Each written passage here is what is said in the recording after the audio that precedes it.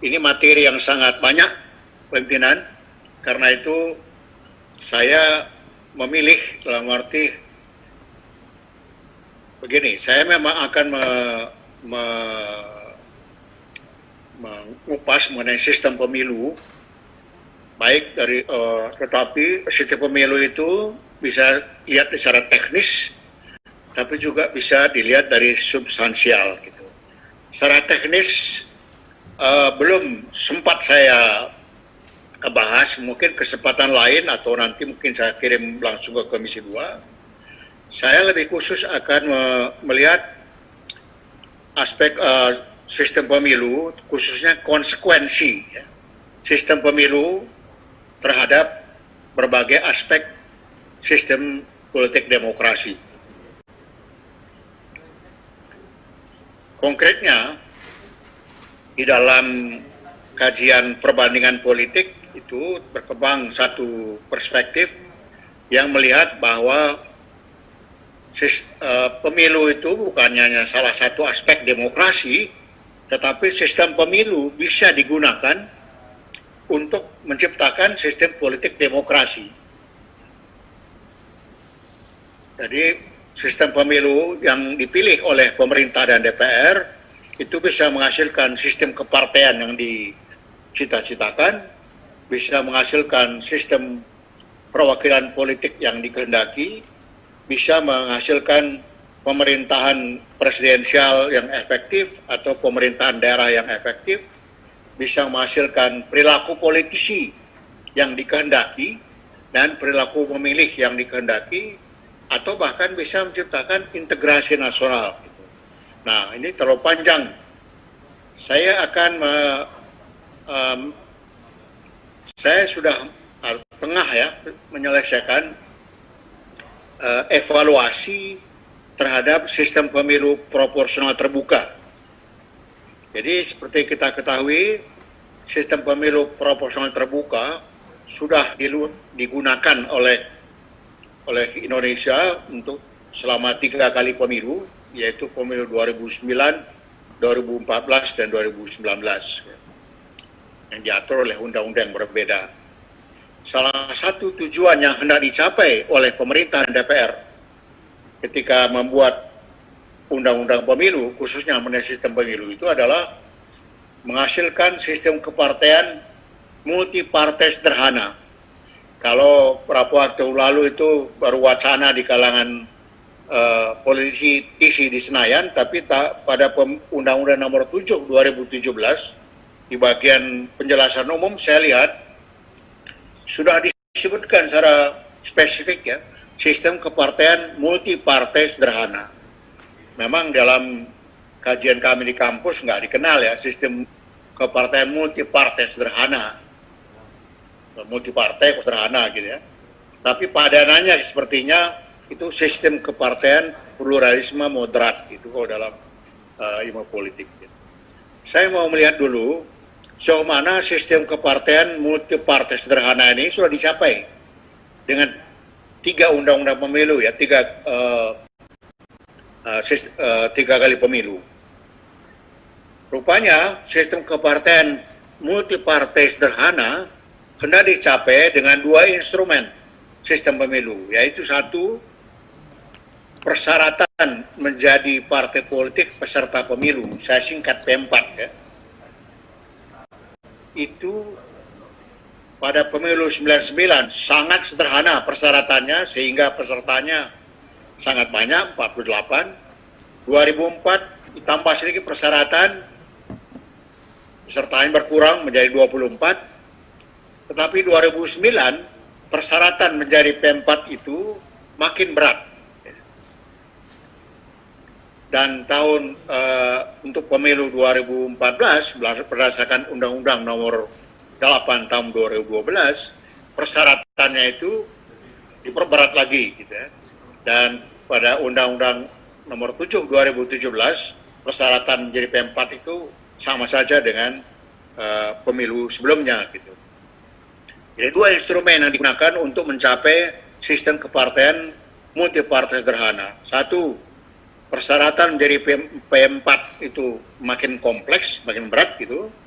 dan ambang batas perwakilan yang dari kalau pemilu 2009 itu 3%, 2014 3,5%, 2019 4%. Sekarang kita lihat apakah dengan persyaratan P4 yang makin kompleks, semakin berat itu, jumlah peserta pemilu berkurang atau tidak selama 3 kali pemilu. Ternyata tidak bisa diambil kesimpulan yang konklusif karena turun naik, ya. Naik turun bahasa istilahnya. Pemilu 2009 diikuti oleh 38 partai politik peserta pemilu, naik 14 dari 2004, pemilu 2004. 2004 itu 24 partai, pemilu 2009 naik menjadi 38 partai. Pada tahun pemilu 2014 turun malah menjadi 12. Tetapi kalau pemilu 2009 itu jumlah partai memang meningkat, tapi jumlah peserta pemilu meningkat, tapi jumlah partai di DPR berkurang dari 16 hasil pemilu 2004 menjadi 9 partai. Walaupun dalam hasil pemilu 2004 itu jumlah partai 16, tapi tergabung dalam 9 fraksi. Tapi hasil pemilu 2009 dari 16 tinggal 9 partai.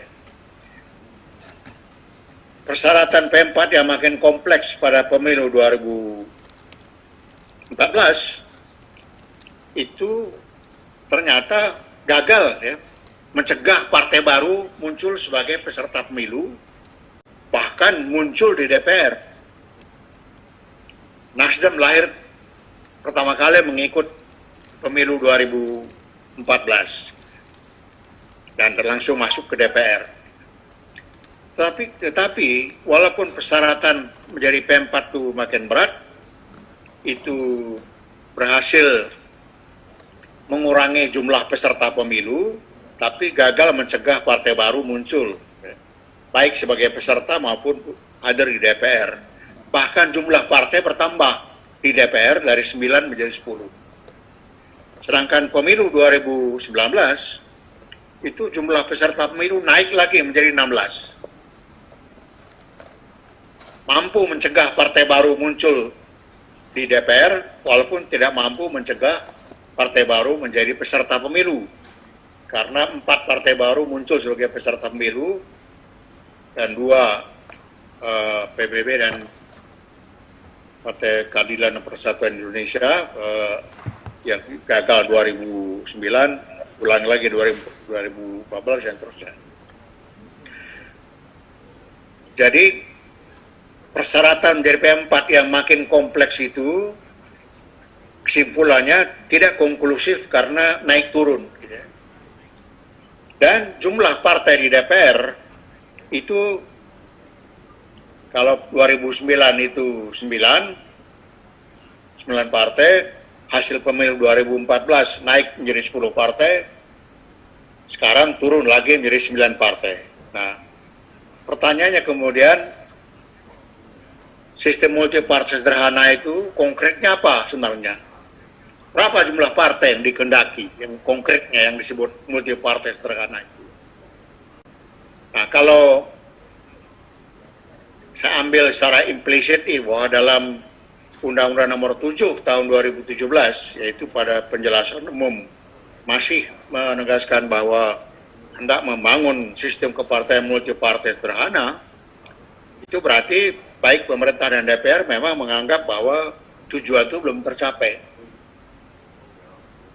Sekarang pertanyaannya, mengapa 3 kali pemilu itu sistem kepartaian multi partai sederhana itu belum tercapai dengan 2 instrumen tadi, ya. Persyaratan menjadi P4 yang makin kompleks, makin berat, dan ambang batas perwakilan yang naik terus terakhir 4%. Sebabnya saya kira ada 3, dan itu penyebabnya adalah sistem pemilu yang diadopsi oleh pemerintah dan DPR. Satu, besaran daerah pemilihan itu masih 3 sampai 10. Dari 3 10 ini, misalnya untuk yang sekarang, dari 80 daerah pemilihan DPR, itu 73 daerah pemilihan, itu kursinya 6 sampai 10. Jadi ini disebut konstituensi yang medium. Makin banyak jumlah kursi yang diperebutkan setiap dapil, makin mudah bagi partai untuk mendapat kursi. Jadi besaran daerah pemilihan seperti ini memang mempermudah partai mendapat kursi. Yang kedua,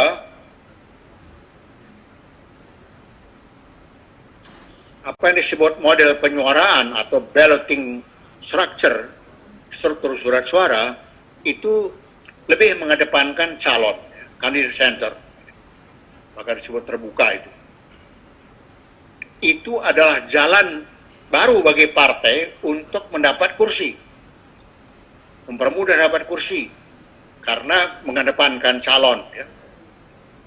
Tadi kan Philip tadi mengatakan, terbuka ini jelas menurunkan tidak hanya peran partai, tapi itu juga legitimasi partai, karena calon yang lebih diutamakan. Bahkan partai-partai itu berusaha menampilkan calon-calon yang populer untuk mendapatkan suara, sehingga bisa memenuhi ambang batas, ya, mempertahankan diri gitu. Jadi itu mengedepankan calon ini itu merupakan instrumen baru bagi partai untuk mendapatkan mempertahankan diri di DPR. Yang ketiga, instrumen ketiga adalah proporsional dengan metode kuota, PPP. Dari kajian ahli kajian pemilu itu menyimpulkan bahwa metode kuota itu bias, ya, cenderung menguntungkan partai-partai kecil. Apalagi dalam diterapkan selama ini, ya, yang disebut sisa suara. Pengertian sisa suara dalam pemilu kita itu bukan hanya sisa suara dalam arti yang sebenarnya, yaitu setelah dipotong BPP, tapi ini jumlah suara yang tidak mencapai BPP pun dikategorikan sebagai sisa suara. Akibatnya, tanpa menyebut partainya, saya mau sebut hasil pemilu 2009, ada 2 partai politik yang mendapatkan jumlah kursi yang sama di Jawa Tengah, sama-sama 10 kursi. Satu partai mendapat 10 kursi ini semuanya berdasarkan BPP. Partai yang lain mendapat 10 kursi semuanya berdasarkan sisa suara, dalam arti jumlah suaranya memang tidak mencapai BPP. Ini contoh saja untuk menunjukkan bahwa metode kuota itu memang lebih membuka kesempatan bagi partai kecil. Kemudian tahun pemilu 2019 berdasarkan Undang-Undang Nomor 7 2017, metode kuota diganti menjadi metode divisor, khususnya Santolagu. Nah, menurut kajian juga metode divisor Santolagu cenderung menguntungkan partai kecil, ya. Sama saja dengan metode kuota, hanya prosesnya lebih sederhana.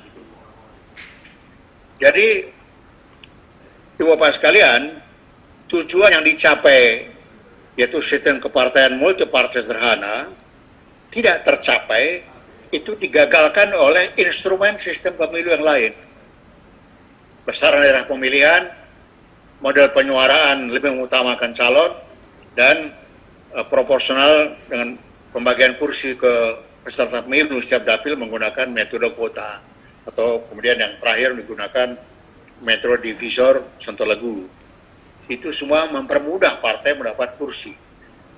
Jadi dengan kata lain, Bapak Ibu sekalian, sistem pemilu proporsional terbuka yang selama ini kita jalankan itu bukan sistem pemilu campuran seperti yang dikenal, ya, seperti Jerman yang MMP atau Filipina dan negara lain yang paralel gitu.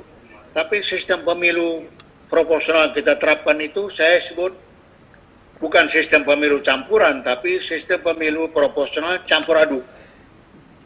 Campur aduk. Karena instrumen satu bertentangan dengan instrumen yang lain. Ya, jadi tujuan yang hendak dicapai oleh pemerintah di DPR justru digagalkan oleh instrumen lain yang ditentukan oleh pemerintah dan DPR juga.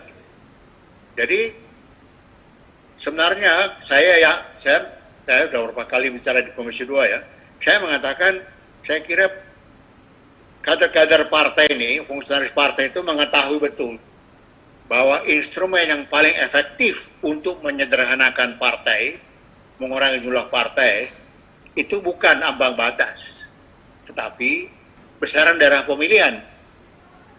Nah, saya baca paling tidak yang diajukan oleh tim ahli Komisi 2 itu, karena diturunkan jumlah kursi dari 310 menjadi 3,8. Itu salah satu instrumen yang untuk menghasilkan sistem kepartaian multipartai sederhana. Asal jangan ada instrumen lain yang justru nanti menggagalkan pencapaian tujuan ini. Jadi saya sendiri merumuskan 6 instrumen ya, 6 unsur sistem pemilu, besaran daerah pemilihan. Pilihannya ada 3 di situ. Single member yang kita kenal di Indonesia sistem distrik, atau multi members, atau single nation constituency, satu negara satu dapil seperti Timor Leste itu, atau multi members constituency. Nah, itu nanti ada bisa dipilah menjadi yang sangat besar, sederhana, atau kecil gitu. Nah, yang kita terapkan itu selama ini ternyata yang multi members constituency yang medium. Oke. Kemudian peserta pemilu dan pola pencalonan, ketiga model penyuaraan ya, mengutamakan partai atau mengutamakan calon, kemudian besaran formula pemilihan ya, proporsional, mayoritas atau pluralitas atau campuran gitu. Ke-5 ambang batas, dan ke-6 kalender pemilu. Jadi instrumen dari masing-masing unsur ini ada pilihan. Saran saya, masukan saya ke semua fraksi di DPR dan pemerintah agar dalam memilih instrumen itu pikirkan konsekuensinya setelah menetapkan lebih dahulu apa yang mau dicapai. Jadi kalau sistem kepartaian multipartai sederhana yang mau dicapai, itu pilihlah instrumen yang paling efektif dan jangan memilih instrumen yang justru akan menggagalkan pencapaian tujuan itu. Yang kedua yang hendak dicapai oleh pemerintah dengan DPR melalui sistem pemilu itu adalah sistem perwakilan politik. Nah, ini tidak begitu jelas saya lihat di dalam Undang-Undang Pemilu, baik yang nomor 10 2008, nomor 8 tahun 2012 maupun nomor 7 2017. Apakah sistem perwakilan politik yang mau kita capai itu, apakah DPR-nya itu menggambarkan miniatur bangsa Indonesia, representativeness gitu, atau sistem perwakilan politik yang kita pilih itu adalah akuntabilitas gitu. Artinya kalau yang pertama DPR itu menjadi miniatur bangsa Indonesia, representativeness, maka partai politik peserta pemilu yang punya kursi di DPR, yang punya kursi di satu daerah pemilihan, itu yang mewakili dapil. Tentu dengan mengkoordinasi kadernya yang terpilih di dapil itu. Kalau memilih sistem perwakilan politik yang kita pilih itu adalah akuntabilitas, itu berarti anggota dewan yang bertanggung jawab ke dapil. Nah, kalau yang pertama, selain sesuai dengan status partai sebagai peserta pemilu, partai itu nanti berfungsi sebagai mengkoordinasi kadernya, anggota DPR yang terpilih mewakili dapil. Partai yang lebih mengedepan. Nah, itu Bahkan di antara anggota DPR yang lebih kedepankan itu adalah dana aspirasi gitu ya. Nah sehingga seolah-olah anggota dewan yang mewakili dapil gitu. Nah kalau anggota dewan datang ke dapil malah justru konstituennya minta duit, menyerahkan proposal dan segala macam gitu ya. Jadi saya melihat sistem perwakilan politik dalam undang-undang itu memang sepertinya kedua-duanya mau dicapai. Dan instrumen untuk mencapainya juga campur aduk. Misalnya, kalau yang mau dicapai itu adalah DPR itu miniatur bangsa Indonesia, keterwakilan, representativeness, ya. Itu instrumen untuk mencapainya adalah jumlah kursi besar daerah pemilihan, kemudian pola pencalonan, peserta pemilu adalah partai, pola pencalonan itu adalah daftar partai. Partai yang menentukan daftar calonnya. Kemudian model penyuaraan ya, memilih partai, karena partai yang nanti mewakili dapil gitu. Kemudian formula pemilihan proporsional, bisa dengan metode kuota gitu. Ambang batas tidak perlu kalau sekali lagi jumlah kursi yang diperebutkan itu nanti dikurangi gitu ya. Dari 310 menjadi 3 sampai 8. Nah, kalender pemilu itu bisa dibuat pemilu nasional dipisah dengan pemilu lokal. Gitu. Tapi kalau yang sistem perwakilan politik yang mau diwujudkan itu adalah akuntabilitas anggota dewan. Anggota dewan itu yang mewakili konstituen gitu. Maka jumlah kursi di DPR, jumlah kursi yang diperebutkan setiap dapil harus dikurangi sekecil mungkin. Satu kursi per dapil, bahkan seperti yang diterapkan oleh banyak negara yang lebih mengedepankan sistem perwakilan politik yang akuntabilitas, itu tiap dapil satu kursi yang diperebutkan gitu.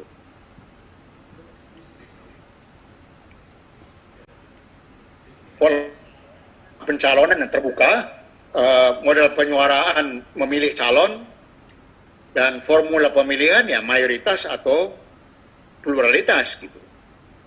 Tidak perlu ambang batas gitu ya. Jadi instrumen yang dipilih dalam undang-undang pemilu kita itu adalah berdasarkan antara pemilihan tadi ya 3 sampai 10, pola pencalonan peserta pemilu itu partai, tapi pola pencalonnya tertutup sebenarnya. Daftar partai. Berbeda dengan persepsi umum, persepsi publik, pola pencalonan anggota DPR dan DPRD itu adalah menurut nomor urut, party list, bukan terbuka. Karena baik dari 2004, 2009, 2014, 2019, pola pencalonan ya, menurut garis partai, daftar partai, menurut nomor urut.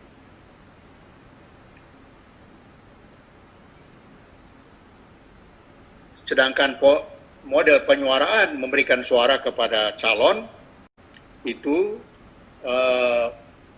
lebih mengutamakan calon malahan.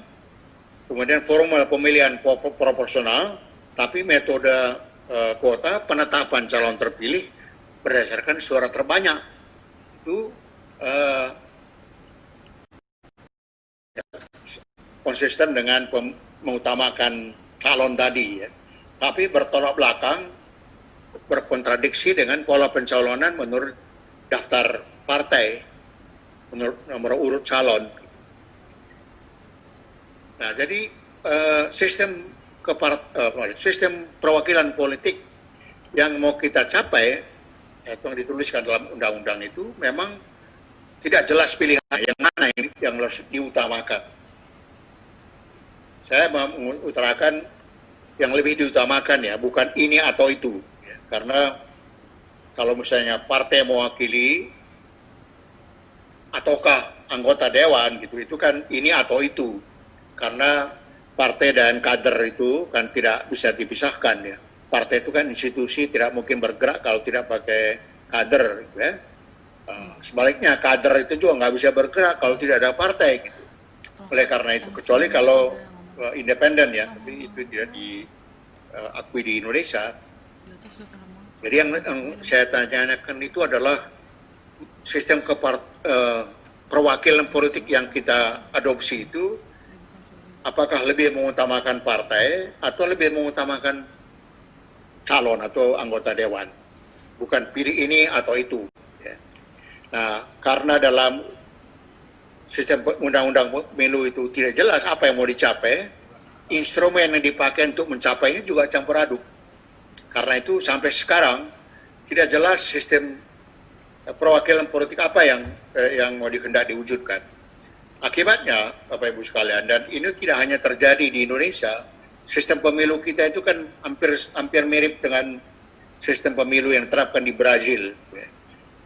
Nah, konsekuensinya sama, itu bahwa fungsi representasi politik itu lebih menonjol malah oleh organisasi masyarakat sipil daripada oleh partai. Itu yang terjadi di Brazil juga. Ya.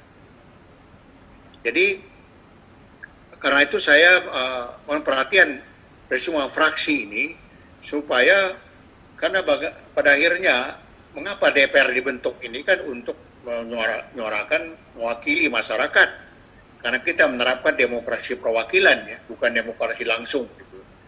Karena itu dalam memilih instrumen sistem pemilu nanti supaya tegas disepakati dulu sistem perwakilan politik yang mau kita capai apa, yang mau kita wujudkan di Indonesia itu apa gitu. Nah baru kemudian dipilih instrumen. Nah, instrumennya itu pilih yang konsisten satu sama lain. Saya kembali sedikit ke tadi ambang batas itu, Bapak Ibu sekalian, ada kelupaan sedikit. Jadi ambang batas yang dinaikkan terus itu tidak hanya gagal mencapai sistem kepartean multipartai sederhana, tapi juga menimbulkan korban. Bapak Ibu sekalian, jumlahnya besar sekali. Korbannya itu ialah pada pemilu 2009, dari 38 partai politik peserta pemilu, hanya 9 yang lolos ambang batas. Yang tidak lolos itu 29 partai. Jumlah suara sah yang dikumpulkan 29 partai itu lebih dari 19 juta. Suara sah tapi tidak dihitung. Pemilu 2014, 2 partai yang tidak mencapai ambang batas. Jumlah suara yang dikumpulkan hampir mencapai 2 juta, ya 1,9 juta. Pemilu 2019 ada 6 partai yang tidak memenuhi ambang batas, tambah 1 yang dari partai di DPR, 7 partai. Itu menghasilkan lebih dari 13 juta suara yang sah. Lebih dari 13 juta suara sah, tapi tidak dihitung menjadi kursi. Nah, tujuannya tidak tercapai, tetapi menimbulkan korban. Korbannya itu jutaan suara sah. Dan itu sebenarnya merupakan pelanggaran terhadap prinsip kesetaraan antara warga negara. Bapak Ibu sekalian, saya merumuskan 8 parameter pemilu demokratik. Salah satu diantaranya adalah kesetaraan antara warga negara. Yang bisa dilihat dalam 3 aspek. 1, pada daftar pemilih. Apakah semua warga negara berhak memilih sudah terdaftar atau tidak. Yang kedua, equal representation. Jadi harga 1 kursi DPR itu setara untuk siap dalam pemilihan. Dan yang ketiga, setiap suara sah itu harus dihitung. Dan dihitung secara setara.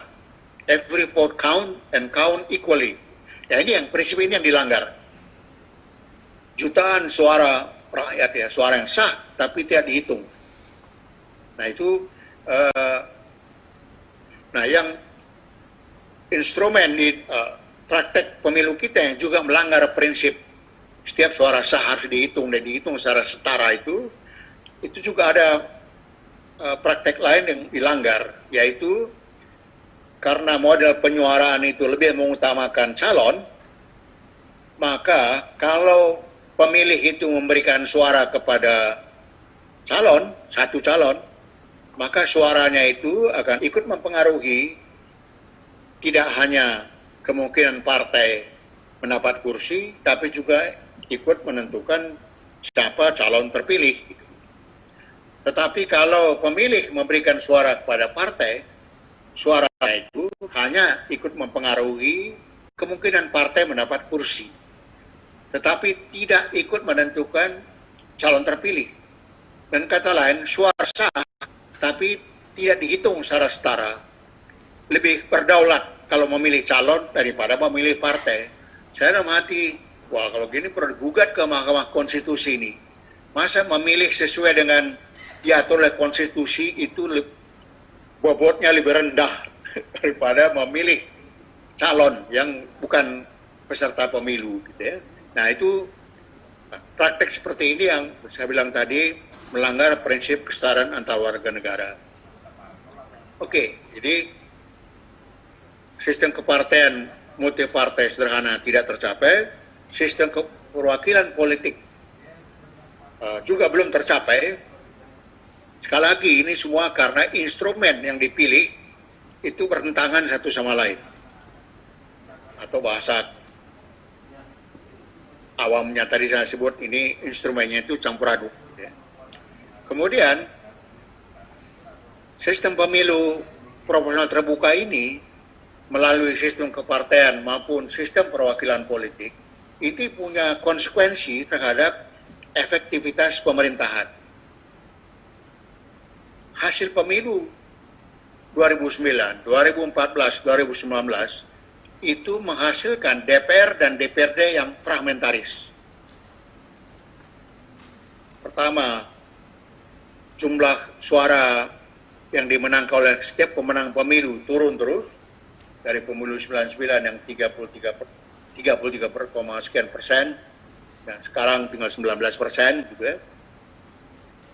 Kemudian jumlah kursi pemenang pemilu itu turun terus, sedangkan jarak perbedaan jumlah kursi antar partai itu relatif seimbang, ya tidak terlalu jauh. Akibatnya untuk mencapai mayoritas perlu 5 atau 6 fraksi bergabung gitu. Jadi DPR dan DPRD yang fragmentaris ini menimbulkan pemerintahan yang tidak efektif. Pemerintahan yang efektif itu, seperti saya tulis pernah di Prisma itu ya, ada 2 ukuran yang saya ajukan untuk pemerintahan yang efektif. 1, kebijakan publik yang disepakati pemerintah dan DPR, undang-undang APBN sebagainya, atau APBD dan Perda kalau di daerah oleh kepala daerah dan DPRD, itu sesuai dengan kehendak rakyat. Nah sekarang pertanyaannya, kalau DPR dan DPRD yang fragmentaris, itu berdampak ya, DPR yang fragmentaris itu berdampak pada model pembuatan keputusan politik. Kalau saya baca peraturan tata tertib DPR dan DPRD, itu ada 2 model pengambilan keputusan. 1, musyawarah mufakat. Yang kedua, pemungutan suara terbanyak. Gitu. Voting ini biasanya digunakan untuk kalau milih orang, tapi pernah juga digunakan sekali kalau tidak salah ketika memilih instrumen sistem pemilu. Ya. Kalau tidak salah waktu Undang-Undang nomor 10 tahun 2008 ya, ketika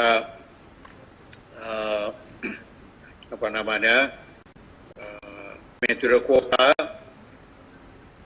diganti dengan metode divisor atau tidak ya, itu voting ya, kalah dengan divisor. Ya. Tapi lainnya, kalau saya perhatikan bagaimana Panja maupun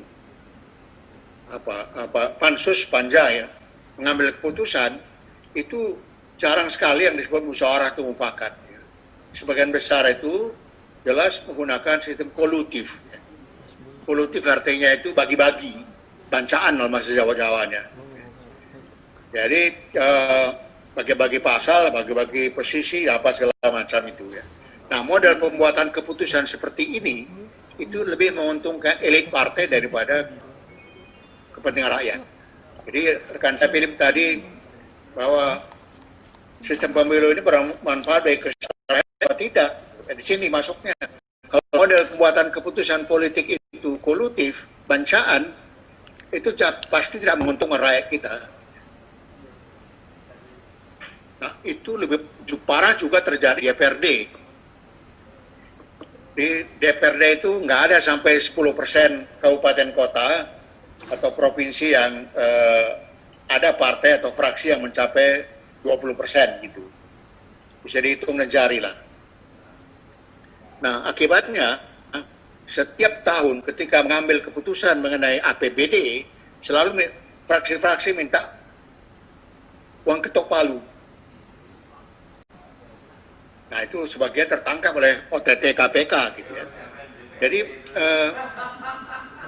saya mohon perhatian semua fraksi supaya juga mengenai DPRD ini beri perhatian. Kalau tidak, sepertiga dari APBN kita itu untuk transfer ke daerah otonom, itu untuk siapa yang menikmati? Kebanyakan lembaga belanja pegawai daripada belanja untuk pembangunan. Jadi efektivitas pemerintahan daerah itu mungkin hanya sekitar 10% aja daerah otonom yang efektif dalam arti belanja itu lebih banyak misalnya untuk pembangunan, bukan untuk belanja pegawai. Termasuk pegawai ini bukan hanya pegawai negeri, ya, tapi juga politisi di DPRD. Nah, ini contohnya ya Bapak Ibu sekalian udah baca ya, sumber saya juga membaca laporan yang berbagai penelitian yang bahwa jumlah politisi yang ditangkap KPK itu sudah sangat banyak jumlahnya. Ya. Oke, jadi efektivitas pemerintahan ini jadi problem. Saya mau sebut satu contoh Bapak Ibu sekalian. Saya sebut contoh ini yang menurut saya agak memalukan. Gitu. Tahun anggaran 2017 itu ada APBN perubahan. Nah, ada penerimaan tambahan sebesar 52 triliun. Saya baca di koran, koran Kompas ya, disepakati gitu bahwa penggunaan tambahan dana itu 25 triliun akan ditentukan oleh DPR, 10 fraksi DPR. 27 triliun akan ditentukan penggunanya oleh pemerintah gitu. Saya dalam hati, ini APBN atau apa ini ya? Katanya musyawarah untuk mufakat.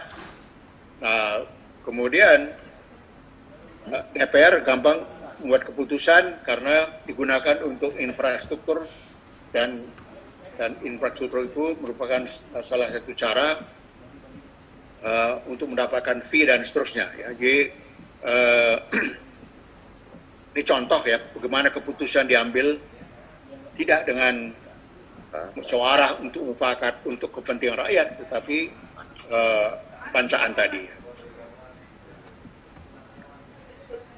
Nah, terus kemudian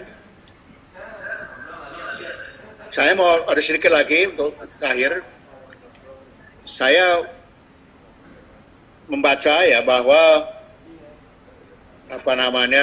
jumlah kursi DPR hendak dikurangi ya, dari 310 menjadi 3 sampai 8. Yang kedua, suara akan diberikan kepada partai.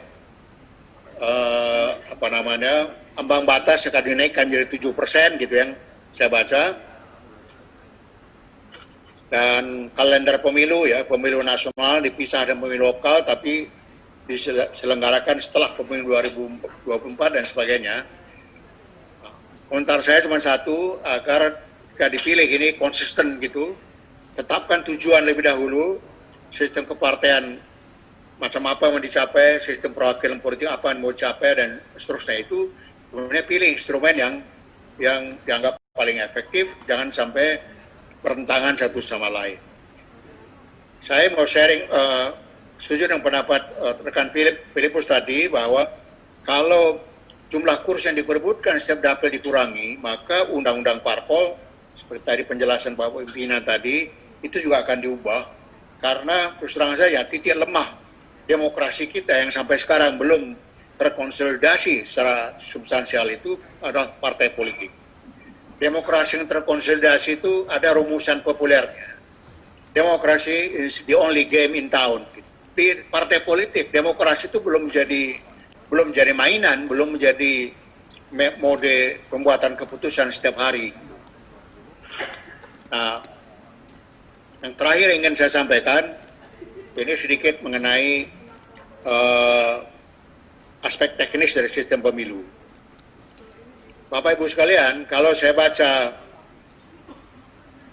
Undang-Undang Nomor 7 2017 sebagaimana sekarang sudah dilaksanakan, setiap kali ada penambahan provinsi baru, maka diikuti dengan penambahan kursi DPR untuk dialokasikan ke provinsi baru. Kalau ada provinsi yang mengalami pertumbuhan penduduk yang sangat signifikan, akan diikuti dengan penambahan alokasi kursi ke provinsi itu dengan menambah kursi DPR. Maka pertanyaan saya, karena rencana menambah provinsi akan jalan terus, berapa akhir jumlah kursi DPR ini? Kalau keinginan untuk menambah provinsi itu saya baca akan banyak yang sekarang muncul di Komisi 2 kan. Nah kalau tidak diikuti maka kursi DPR akan bertambah. Nah itu satu. Yang kedua, pertanyaan saya adalah satu kursi DPR ya, jumlah penduduk untuk satu kursi DPR di beberapa provinsi di luar Pulau Jawa sudah melebihi jumlah penduduk satu kursi untuk Pulau Jawa. Dan nanti hasil penelitian saya akan menunjukkan jumlah provinsi yang satu kursi DPR itu dengan jumlah penduduknya yang sama dengan di Jawa itu juga cukup banyak. Walaupun ada 9 provinsi yang jumlah penduduk untuk satu kursi DPR di bawah 300.000. Maka pertanyaan saya, itu di undang-undang kan tidak disebutkan kriteria alokasi kursi DPR ke provinsi. Hanya DPR dan pemerintah menetapkan saja jumlah kursi DPR, jumlah kursi tiap provinsi buat daerah pemilihan gitu. Tapi kriterianya apa? Kriteria mestinya adalah kesetaraan perwakilan, equal representation. Nah, karena kondisi Indonesia sebagian besar penduduk tinggal di Jawa, sedangkan wilayahnya sebagian besar di luar Pulau Jawa, pertanyaannya kesetaraan perwakilan itu apakah mau dicapai semata-mata berdasarkan jumlah penduduk, ataukah juga mempertimbangkan aspek luas wilayah. Nah ini tidak disebutkan dalam Undang-Undang Nomor 10 2008, Undang-Undang Nomor 8 2012 maupun Undang-Undang Nomor 7 2017. Ini agak aneh menurut saya, tanpa kriteria. Pemerintahan DPR asal tetapkan saja begitu saja tanpa ada kriteria. Karena itu seperti yang terjadi sekarang, jumlah penduduk satu kursi DPR tiap provinsi itu aneka ragam. Ada yang 222.000 ya, misalnya sekitar Papua itu kalau tidak salah, tapi ada yang sampai 560.000. Jadi dalam undang-undang baru yang akan disiapkan oleh pemerintahan DPR, ini tolong dipikirkan kriterianya. Nah, kesimpulannya ya Bapak Ibu sekalian, itu Bapak Ibu kalau sempat membaca buku tebal ini sudah pernah disampaikan tahun 2015 ya, ketika merencanakan Undang-Undang Nomor 7 2017, baik kemitraan yang saya pimpin maupun Perludem oleh Titi itu mengajukan draft naskah akademis dan draft rancangan Undang-Undang Pemilu. Semua sudah di Badan Legislatif DPR. Apa solusi yang saya sarankan dalam hal tadi pembagian kursi DPR ke tiap provinsi itu ada dalam naskah itu. Bisa Bapak Ibu sekalian unduh melalui internet. Terima kasih Pak Pimpinan.